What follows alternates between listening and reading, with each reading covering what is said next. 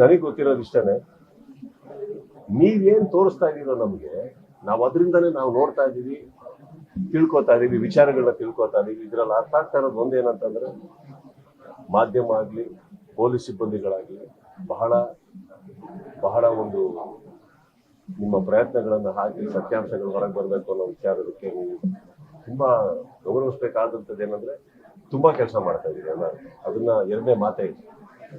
ಇದಕ್ಕಿಂತ ಹೆಚ್ಚಾಗಿ ನನಗೆ ಗೊತ್ತಿರೋ ಹಾಗೆ ಇತ್ತೀಚಿನ ನಿಮ್ಮ ನ್ಯೂಸ್ ನೋಡಿ ನಾವು CM ಅವರೇ ಹಠ ಹಿಡಿದುಬಿಟ್ಟಿದ್ದಾರೆ ಇದಕ್ಕೆ ಅಂತ ಅಂದಮೇಲೆ, ನನ್ನ ಪ್ರಕಾರ ನಮ್ಮ ಕರ್ನಾಟಕದ ಒಂದು ದೊಡ್ಡ ಸ್ಥಾನದಲ್ಲಿರುವಂತಹ ಮುಖ್ಯಮಂತ್ರಿಗಳು, ಮಾಧ್ಯಮದವರು, ಪೊಲೀಸ್ ಸಿಬ್ಬಂದಿಗಳು ಕರೆಕ್ಟ್ ಆಗಿ ಕೆಲಸ ಮಾಡ್ತಾ ಇದ್ದೀರ ಅಂದಾಗ ನನಗೆ ಬೇಕಾಗಿರೋದು ಒಬ್ಬ ಕಾಮನ್ ಮ್ಯಾನ್ ಆಗಿಸಿ, ಇವಾಗ ಕಲಾವಿದರ ಹೆಸರಾಗಿ ಇನ್ನೊಬ್ಬರ ಹೆಸರು ಬರಲ್ಲ ಸರ್.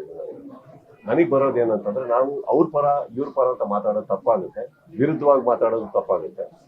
ನನಗೆ ಗೊತ್ತಿರೋದು ಇಷ್ಟನೇ, ನೀವೇನ್ ತೋರಿಸ್ತಾ ಇದೀರೋ ನಮ್ಗೆ, ನಾವು ಅದರಿಂದನೇ ನಾವು ನೋಡ್ತಾ ಇದೀವಿ, ತಿಳ್ಕೊತಾ ಇದೀವಿ, ವಿಚಾರಗಳನ್ನ ತಿಳ್ಕೊತಾ ಇದೀವಿ. ಇದ್ರಲ್ಲಿ ಅರ್ಥ ಆಗ್ತಾ ಇರೋದು ಒಂದೇನಂತಂದ್ರೆ, ಮಾಧ್ಯಮ ಆಗ್ಲಿ, ಪೊಲೀಸ್ ಸಿಬ್ಬಂದಿಗಳಾಗ್ಲಿ ಬಹಳ ಬಹಳ ಒಂದು ನಿಮ್ಮ ಪ್ರಯತ್ನಗಳನ್ನು ಹಾಕಿ ಸತ್ಯಾಂಶಗಳು ಹೊರಗೆ ಬರಬೇಕು ಅನ್ನೋ ವಿಚಾರಕ್ಕೆ ನೀವು ತುಂಬಾ ಗೌರವಿಸಬೇಕಾದಂಥದ್ದು ಏನಂದ್ರೆ, ತುಂಬಾ ಕೆಲಸ ಮಾಡ್ತಾ ಇದ್ದೀರಿ ಅಲ್ಲ, ಅದನ್ನ ಎರಡನೇ ಮಾತೇ ಇದೆ.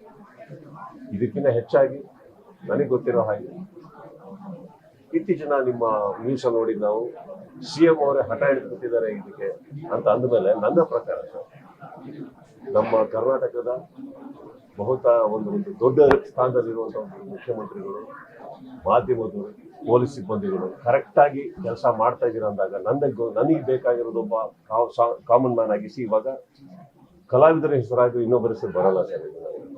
ನನಗೆ ಬರೋದು ಏನಂತಂದ್ರೆ, ನಾವು ಅವ್ರ ಪರ ಇವ್ರ ಪರ ಅಂತ ಮಾತಾಡೋದು ತಪ್ಪಾಗುತ್ತೆ, ವಿರುದ್ಧವಾಗಿ ಮಾತಾಡೋದು ತಪ್ಪಾಗುತ್ತೆ.